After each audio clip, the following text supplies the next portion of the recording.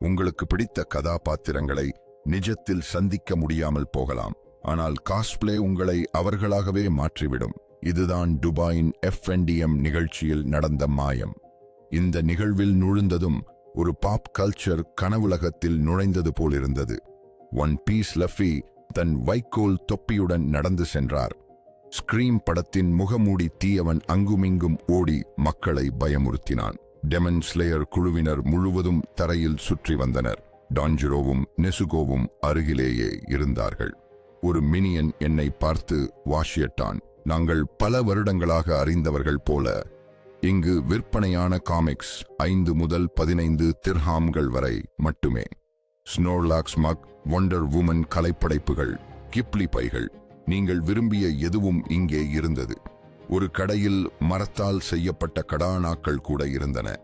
இந்த நிகழ்வில் காஸ்பிளேயர்கள் முழுமையாக தங்கள் கதாபாத்திரங்களில் மூழ்கியிருந்தார்கள். அவர்கள் உண்மையில் வேறு ஒருவராக மாறிவிட்டார்கள்.